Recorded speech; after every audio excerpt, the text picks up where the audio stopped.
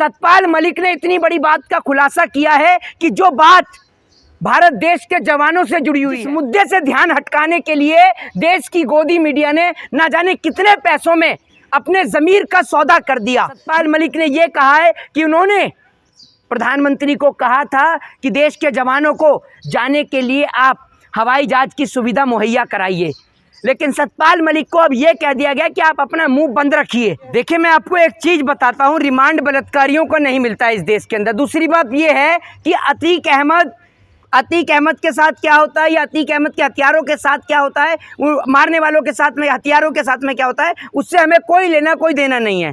इस देश की जनता आज चर्चा करना चाहती है सतपाल मलिक के मुद्दे पर, जिस मुद्दे से ध्यान हटकाने के लिए देश की गोदी मीडिया ने ना जाने कितने पैसों में अपने ज़मीर का सौदा कर दिया। लेकिन भारत देश के तमाम वो लोग जो छोटे मोटे जो चैनल्स हैं, जो यूट्यूबर्स हैं, जो सोशल मीडिया के माध्यम से उन खबरों को दिखाने का काम करते हैं, जो खबर बड़े बड़े अखबारों के माध्यम से, बड़े बड़े टीवी और चैनल्स के माध्यम से आपके घरों तक नहीं पहुंचती हैं, तो सर्वप्रथम तो आप सभी लोगों को, इन सभी लोगों का शुक्रिया करना चाहिए और इनको सपोर्ट करना चाहिए।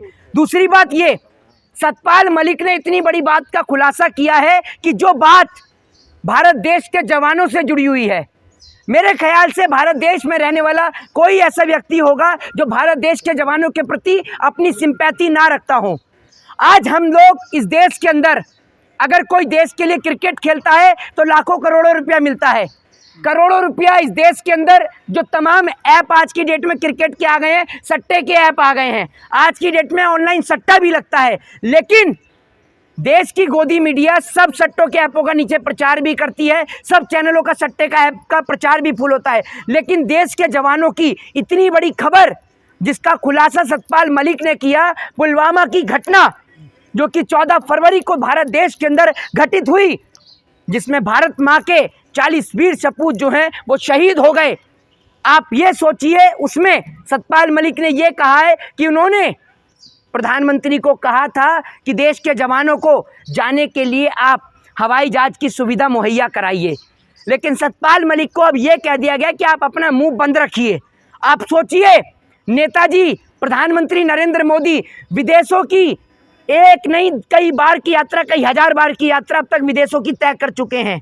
गृह मंत्री अमित शाह विदेशों की यात्रा तय कर चुके हैं। हर नेता मंत्री के चुनाव प्रचार में हेलीकॉप्टर घूमता हुआ नजर आ जाता है, लेकिन सोच के देखिए, जिस भारत माँ के जवानों के शहादत की वजह से नरेंद्र मोदी की सरकार केंद्र में आ पाई, पुलवामा की घटना की सिंपैथी लेते हुए, वही पुलवामा की घटना का खुलासा सतपाल मलिक ने किया है। लेकिन गोदी मीडिया जो अपना जमीर किसी के पैरों में गिरवी रख के आई हुई है, किसी के पैरों में क्या, सरकारों के पैरों में गिरवी रख के आई हुई है, वो गोदी मीडिया कल से क्या, पिछले कई हफ्तों से, जब से सतपाल मलिक ने इंटरव्यू दिया है, तब से अतीक अहमद को चला रही है। सतपाल मलिक को राष्ट्रपति से नहीं मिलने दिया, क्या कर? सतपाल मलिक को राष्ट्रपति से इसलिए नहीं मिलने दिया क्योंकि सतपाल मलिक अब बड़े बड़े खुलासे कर रहे हैं और सतपाल मलिक की जान को भी खतरा हो सकता है। तो सर्वप्रथम तो राष्ट्रपति को सतपाल मलिक को सुरक्षा मुहैया करानी चाहिए। दूसरी बात यह कि सतपाल मलिक को देश की जनता के सामने एक संबोधित करने का एक मौका दिया जाना चाहिए, ताकि पूरे देश की जनता को पता चले कि पुलवामा में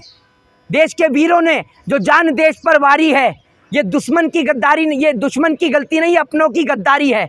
इसमें अपने देश के लोगों की गद्दारी है, इसमें हमारे देश के कुछ जैतन छिपे हुए हैं, जिन्हों की वजह से भारत माँ के 40 जवान जो हैं वो शहीद हो जाते हैं। लेकिन कोई भी चैनल, कोई भी टीवी का, मीडिया का व्यक्ति नहीं दिखाता है। सब लोग दिखा रहे हैं तो अतीक अहमद को। अतीक अहमद क्या कर रहा है, अतीक अहमद की वाइफ कहाँ है, शाइस्ता परवीन कहाँ है, अतीक अहमद के बेटे का कैसे एनकाउंटर हो गया, क्योंकि इसलिए दिखा रही हैं ताकि देश की जनता का ध्यान सतपाल मलिक से पूरी तरीके से हट जाए। हो रही है, योगी जी की वाहवाही हो रही है।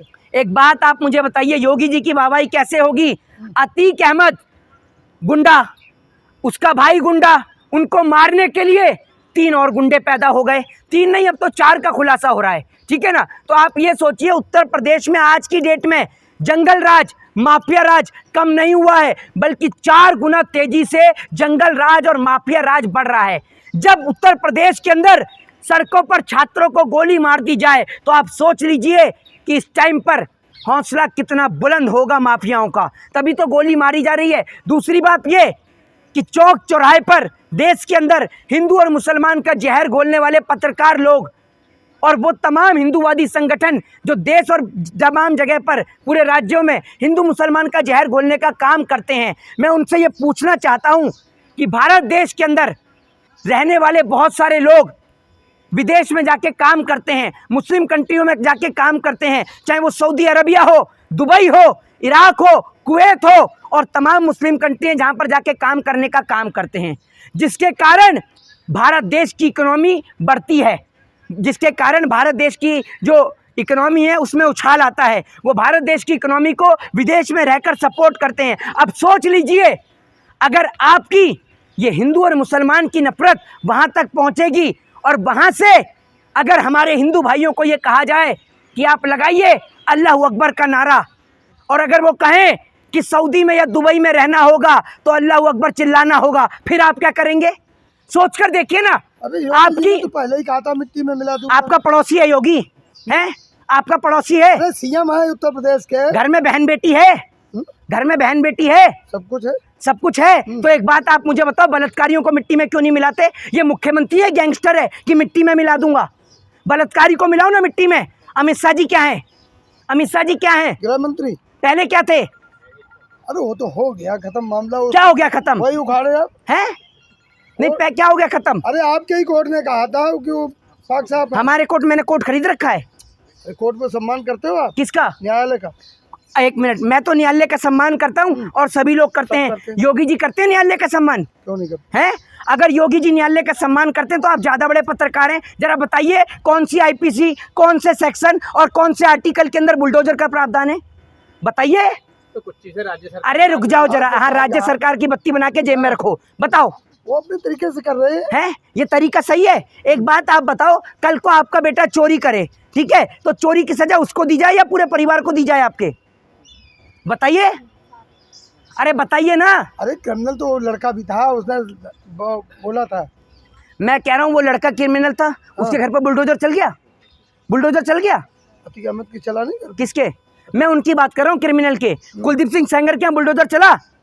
अमित शाह के घर पे चला बुलडोजर? बताइए ना। अरे आप मुद्दे से भटक रहे हो। हाँ, अमित शाह जी की बात आ गई तो मुद्दे से भटक रहे हो। लिस्ट में आपका भी नाम है क्या? वो जो सूची जारी करने वाले हैं उसमें आपका भी नाम है? अगर आप लिस्ट माफियाओं की जारी कर रहे हो तो उसमें लिस्ट में सर्वप्रथम नाम तो उन लोगों का आना चाहिए जो माफिया और डॉन रहे हैं उत्तर प्रदेश के अंदर। एक बात आप मुझे बताइए, आज गृह मंत्री लॉ एंड ऑर्डर की बात करते हैं। जब गृह मंत्री लॉ एंड ऑर्डर की बात करते हैं ना और मुख्यमंत्री लॉ एंड ऑर्डर की बात करते हैं तो मैं टीवी पर देख के ना हंसता हूँ और मैं सोचता हूँ और फिर उठाता हूँ अपना फ़ोन और फ़ोन में खोल के वो सदन की वीडियो खोल कर देखता हूँ जिस वक्त पर मुख्यमंत्री खड़े होकर आंसू बहा रहे थे और रो रहे थे। मैं कहता हूँ कि अगर कोई भी भारत देश के अंदर रहकर गुंडाई करेगा, बदमाशी करेगा, उसको सज़ा मिलनी चाहिए, लेकिन सज़ा देने का हक और अधिकार न्यायपालिका को है। आप लोग न्यायपालिका नहीं है, आप लोग जुडिशरी नहीं है। कानून योगी जी ने थोड़ी ना गोली मारी है, उनको तो गुंडों ने मारी है। इसमें योगी जी क्या करेंगे? अतीक अहमद के बेटे को किसने गोली मारी है? तो एनकाउंटर में मारी है, पुलिस ने मारी है। तो एक बात आप, एक मिनट, जवाबी कार्रवाई में उसने कितने राउंड फायरिंग करी? और देखिए कितने गजब की बात है, कितने गजब की बात है ये देखिए कि किसी के ऊपर फायरिंग हो रही है और उसके हाथ से असला भी नहीं छूट रहा है। बड़े गजब की बात है। इतनी बढ़िया बढ़िया हिस्ट्री इस देश के अंदर बननी है कि बड़ी सोचने वाली बात है। विकास दुबे का एनकाउंटर हो गया। मैं तो ये सोचता हूँ कि बलात्कारियों का एनकाउंटर इस देश में क्यों नहीं होता। और दूसरी बात ये, मतलब उनका नहीं होता, गुंडों का भी ना हो, माफियाओं का भी ना हो।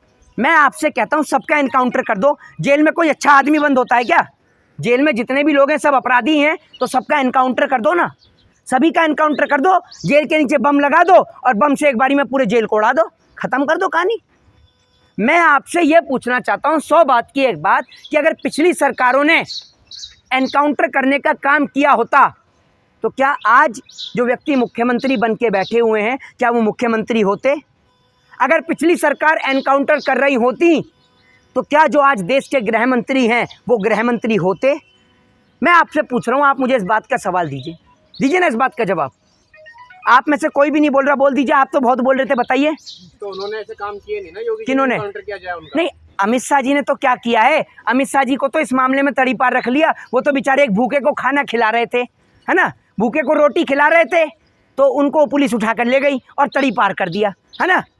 नहीं तो अमित शाह जी ने, जैसे मोदी जी ने बांग्लादेश की लड़ाई लड़ी है, मुझे लगता है अमित शाह जी ने 1966 में ताशकंद समझौते में लड़ाई लड़ी होगी, जिस कारण से उनको उठा के तड़ी पार कर दिया। संत आदमी से फंसाया गया। अच्छा, अमित शाह भी संत थे?